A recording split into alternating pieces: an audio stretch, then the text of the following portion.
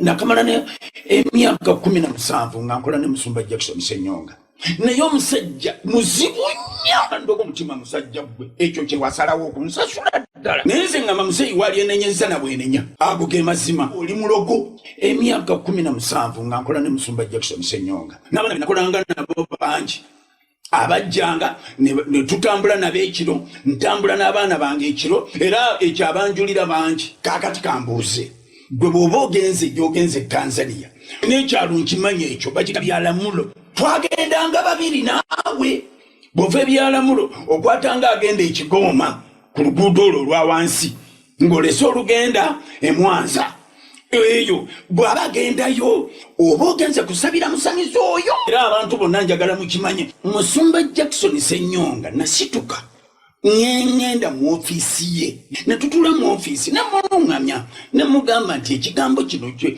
ebigambo bino ebyobulogo tulina engeri gye tuyinza okukima okwonoona obulamu omulimu gwa Katonda bwe naluŋŋamya ku ekyo yanyiiga bunyiisi n'alyoka asunguwala kyekyangobya ne ku TV kyekyangobya ne ku leediyo bagamba abo tuleebyama ku maanyi g'ayina naye nga bw'olaba omusajja bw'ayambala ekifuba ajjamu ekifuba. But when you look at them when he undresses himself, kifuba mabeere lubuto you just see wax na bugulu bulinga nnyondo and even his legs like ne bw'atambula nemu embuya embaliga he's walking like his ng'oti oyo. Musumba Jackson Ssenyonga enjiri ey'okuvuma tugikooye eyo enjiri si ya Kristo bwe tojajinga laba wajajinga wano yiga yagenda n'afa niwankubadde yiga yali oba yali mwonoonyi oba yali atya si gwasala emisango ekyo nange abaana baava ku kanisa ewange ne bagenda ewuwe rediyo ne boogera mbu nange nina kapa gye nasaddakira ku kituuti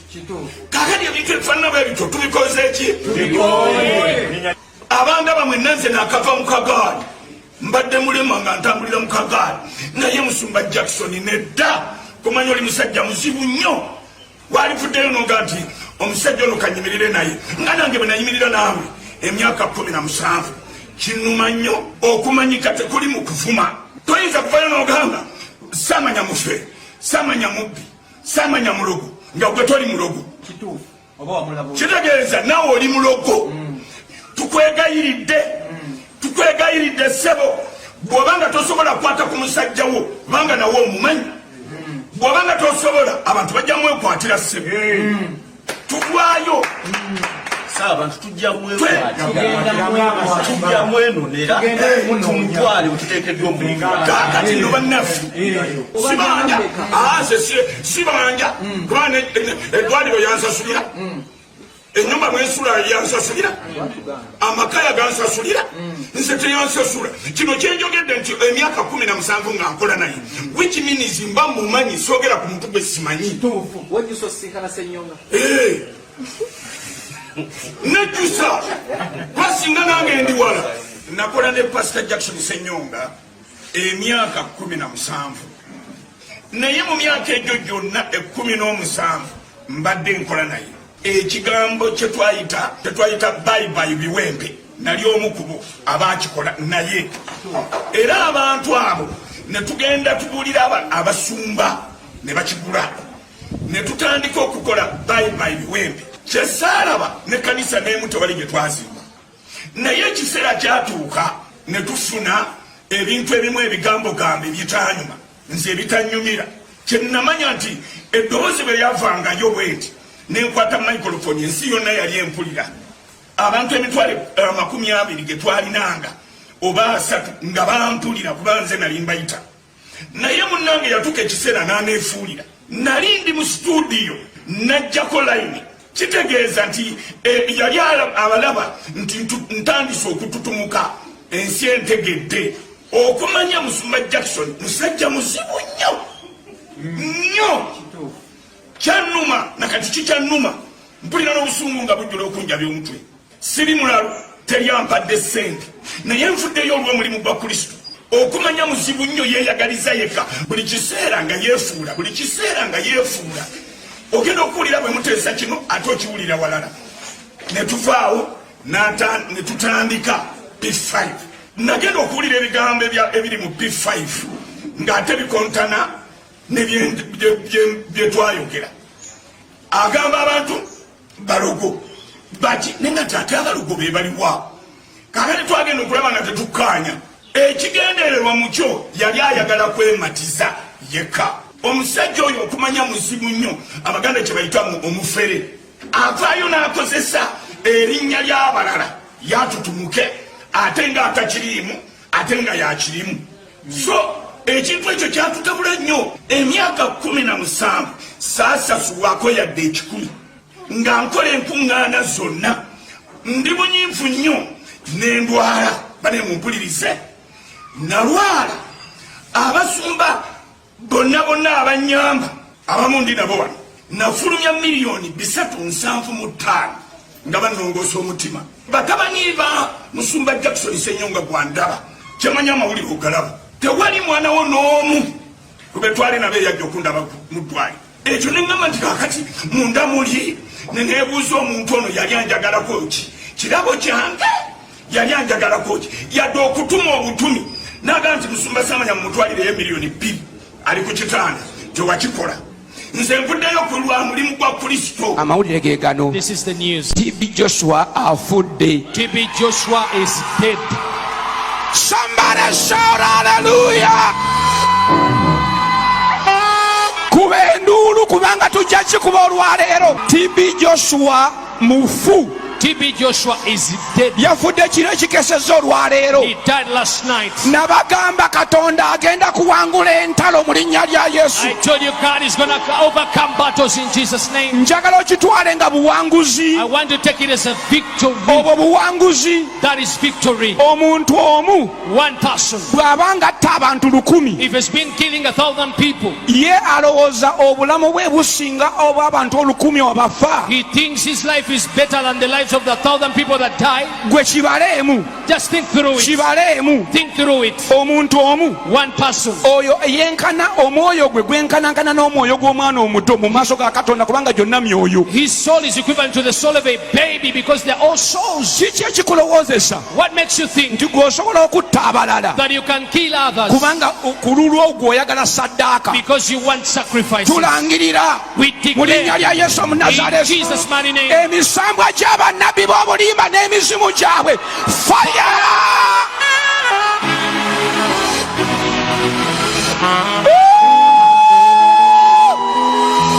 Wanika emikono eno ku bbiri.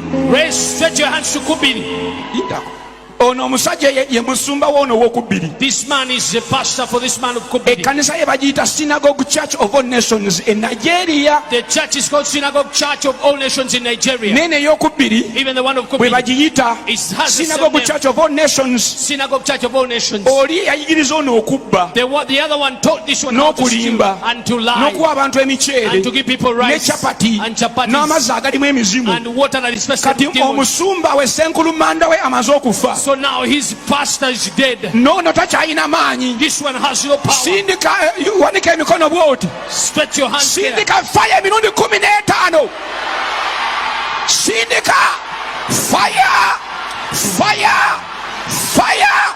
Sindika yokya emisambwa gye, yokya badayimoni be, yokya emizimu gye, yokya ebyokoola bye, yokya emisambwa gye, yokya mu linnya lya Yesu emisambwa n'amagini n'ebyokoola ne badayimoni abagwagwa n'emisambwa emibi n'emizimu emibi n'emyoyo emibi egitambulira mu bbanga, emisambwa gy'akakande, emisambwa gy'akakande, emizimu gy'akakande.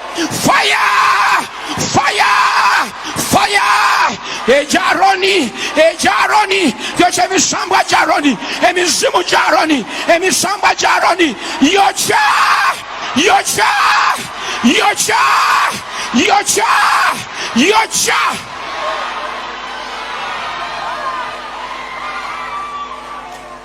Owe South Africa Bushiri The one in South Africa, Bushiri, ali mu dduka. he's on the run. Bamukwata essaawa yonna. Anytime is to be arrested. Tasobola na kuva Malawi n'agenda mu ggwanga ddala kubanga bajja mukwata. He cannot allow it for another nation because he will be arrested. Oyo naye alinga ataliiwo. It's as if he's not there anymore. Owa wano The one here yafa dda. died long time ago. Kati ono omulala Ssenkulumanda waabwe This other one there naye agenze. is also good. Tujja kubabala. We will count them. Tujja kubabala. We will count them. Ng'ate Katonda yakikoze si And ffe. it is God doing in all us. Wanika emikono ogamba olwaleero Stretch your hands and say, today obuwanguzi obwo mbutwala mu linnya lya Yesu. I receive victory in Jesus' name. Obuwanguzi bw'omwoyo. The speaker in the Somebody spirit. shout!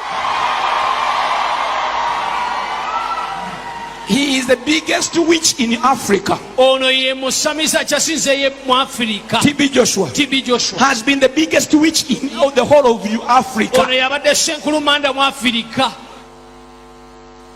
Era mujjukira abadde akola bulungi. He's been doing well Paka lwe yajja wano till when he came here mbw'azikirize to Ssenyonga. destroy Oyo Ssenyonga. omusajja yamuleeta. That man brought him here.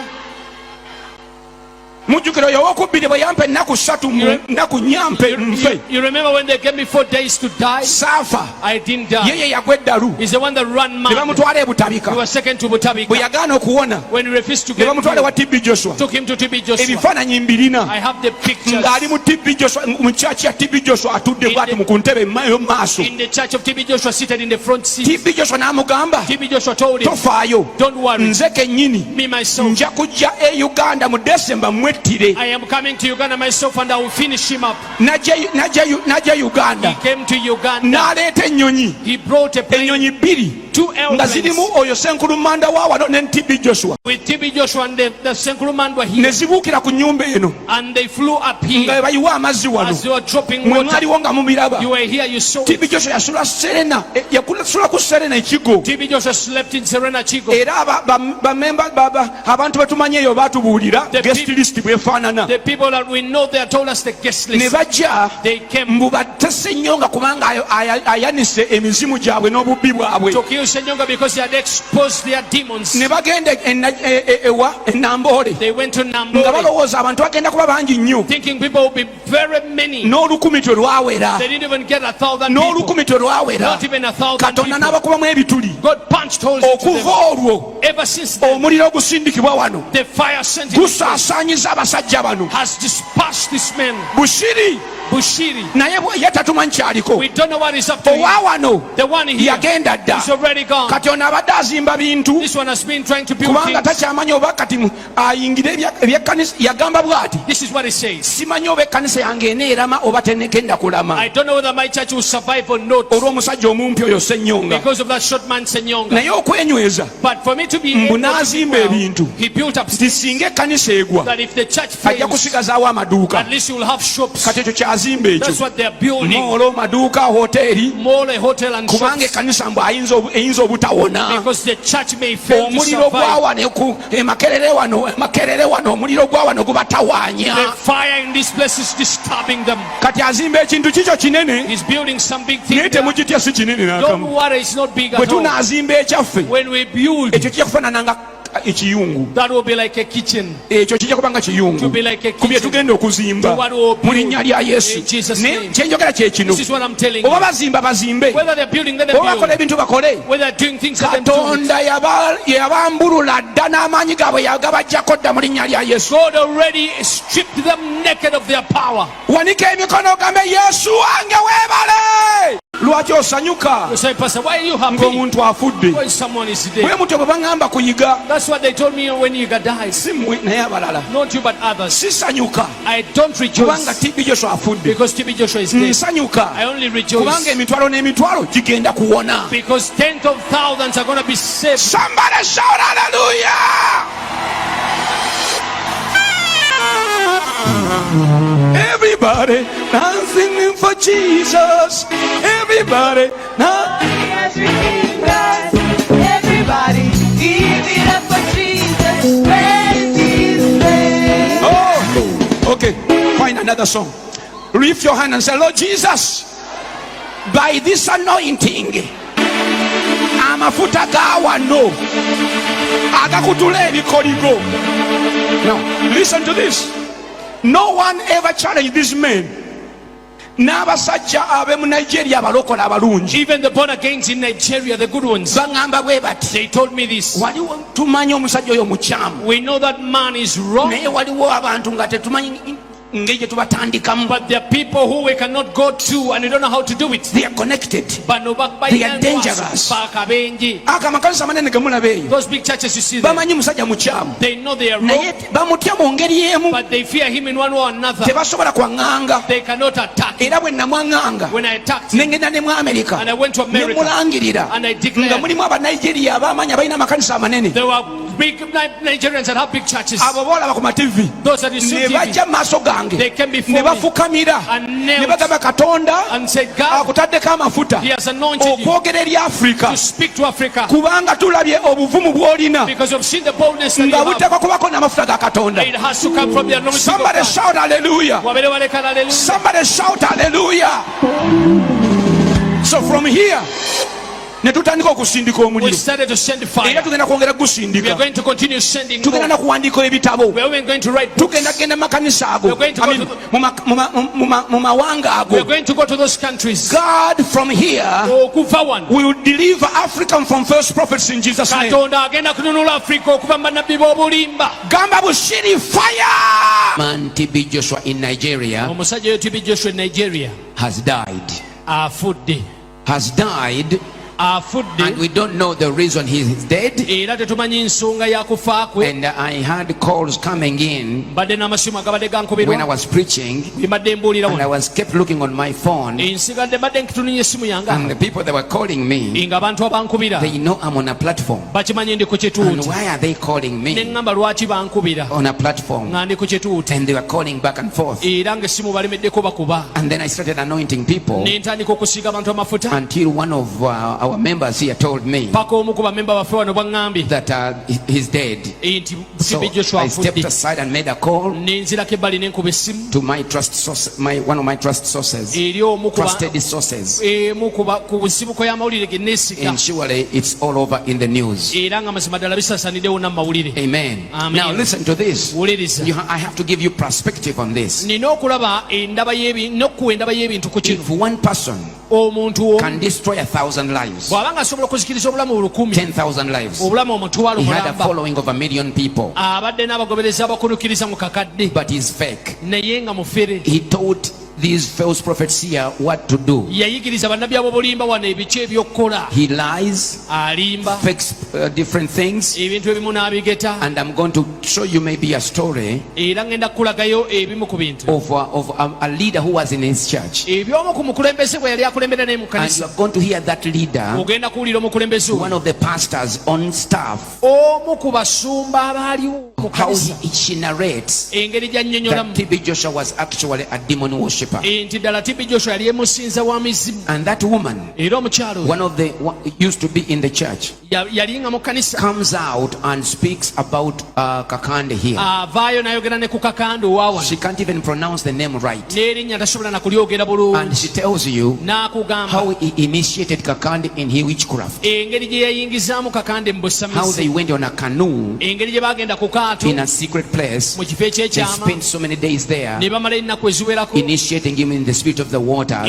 ng'amuyingiza mu mwoyo And when w'amazzi. they came back, Bwe baakomawo he told him to change his church n'amugamba akyuse ekkanisa to ye a synagogue church of all nations. agifuula esinagogo church of all nations. That is all on record. Era ekyo kyonna kiri obutambi This weebuli. man Omusajja ono has destroyed so many lives. azikiriza obulamu bw'abantu bungi. It is, the Bible says, Bayibuli egamba it is not good for a sinner to die in his si sins. kirungi omwonoonyi okufiira mu bibi But bye. if that sinner Naye bwe kibanga omwonoonyi oyo is killing many other people, ali mu kumalawo obatta abantu abalala bangi, why does he think that his one soul is better than the 1,000 souls he's destroying? ye kimuleetera ki okulowooza nti omwoyo gwogwo ogumu gwa muwendo nnyo okusinga giri emyoyo emirala 10,000 gy'azikiriza? But in the presence of God, Naye mu kubeerawo kwa Katonda no single soul is greater than the other. tewaliwo mwoyo gwonna gusinga mulala. My spirit, Omwoyo gwange, my soul emmeeme yange is at the same value as a child of 12-year-old yenkanyankanira ddala n'ey'omwana ow'emyaka 12 or even 10 years oba ow'emyaka 10 or even a 100-year person. oba ow'emyaka 10. Souls are the same. Emyoyo They gyekimu, cost the same.